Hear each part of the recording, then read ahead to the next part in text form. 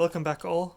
Today we've got our hands on a Acoustics 7000 series subwoofer.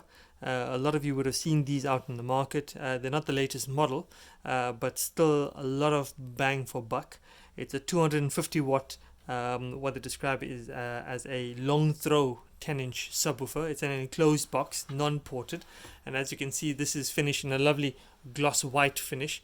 And the finish and the detailing on Acoustics and the build quality is great, I think. Just give you an idea of what the build is like. You've got the volume crossover and the level dials on the outside, which makes it nice and accessible whenever you want to access the buttons. You've got the phase switch, which just as a 0 to 180. It's not a dialable phase switch, and you've got a low and a high sensitivity rating. Beautiful finish on the sub, nice very rounded edge to the edges of the sub itself, which makes it nice and rounded and cornered. And you kind of think, is it really ported as such? It's not, but it's got space for air to escape where the active driver is. You've got the little points there for the carpet spikes to fit in, at 4 points on the speakers. And I'll show you a quick dismantling of it, because this one here unfortunately was blown, so we've got an opportunity to open it up and show you what the driver and the unit inside looks like. So to access the sub, you've got the panel that's part of the bracing of the unit itself on the left.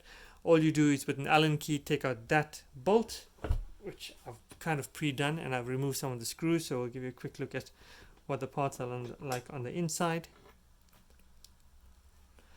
And once you've screwed that out, that panel lifts off fairly nicely. You've got pins in the side there that hold the unit in place. There you go. Give that to my helper. And that's what we have on the inside. So as you can see, beautifully shaped cone. This driver is stiff as hell, so the coil is most likely blown, and that I don't think is a shifted magnet or malalignment on that sub. Give you an idea of the driver. I think it's a 250 millimeter, so it's rated as a 10 millimeter driver with from edge to edge. That's on the surround itself, but it's got quite a lot of thickness of rubber on the side for you to get a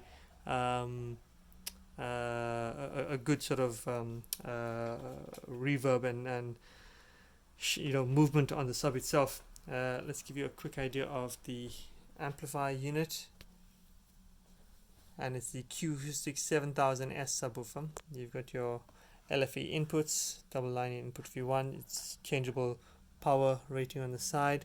You've got your figure of 8 power cable, and that is that. And the 2 speaker outputs if you wanted to make use of them, which I did not. So anyway, taking this out was a bit of a pain, because the amp itself and the speaker itself was literally almost glued down. It was really hard to take it out. I had to pry. Once I removed all the screws, I literally had to pry it and then get a screwdriver in there and wedge this thing open and peel it back from whatever was gluing it. Once I got the amplifier unit out, I put my hand at the bottom and had to push the subwoofer magnet from the back to get the speaker separated from the glue surrounding the driver itself. But let's show you what's in the inside.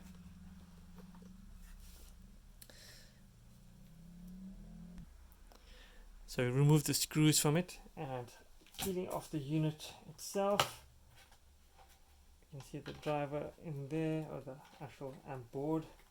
It will be a bit difficult to see, awkward to take out, but hopefully you'll be able to make out some of that. I'm just going to do a bit of a dive in there so you can see the unit itself.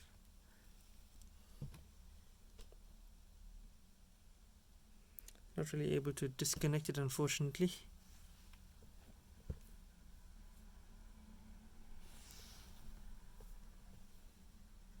So hopefully you can see some of the insides of the driver.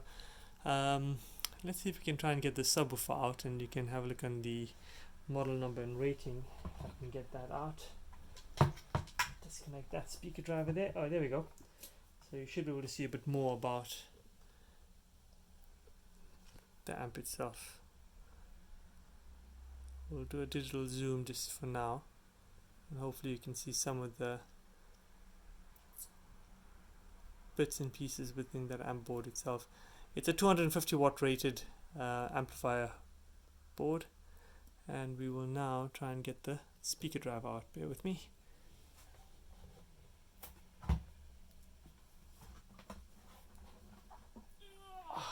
There we go. Right, so have a look at the internal bracing of this, and you can see you've got some routering of the unit itself there, a lip there, another lip there, to accommodate the magnet, because the unit's quite compact and tight. And I think in order to get that depth in, and for the magnet, for the sub to fit, they've had to router that in. Some insulation material on the inside there and on the back end, but you can probably see the bracing on the inside of that box. And there we have it. Acoustics. So let's have a look at the subwoofer itself. This is a heavy beast. And there we have it. That's the subwoofer driver. Massive magnet on it. For those of you that want the part number, that's what we're looking at. No other detailing on the sub itself. Seems to have a perfectly standard sort of chassis. Nothing too detailed about that. And yeah, there we have it.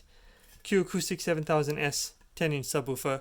This was clearly a blown driver. You can see there's no flex on that, or reverb, or excursion on that subwoofer at all. So clearly a blown coil, in my opinion. I'm sure someone will be able to recall this and make use of this beauty of a sub. And yeah, feel free to leave comments. Thanks for watching, and subscribe to the channel.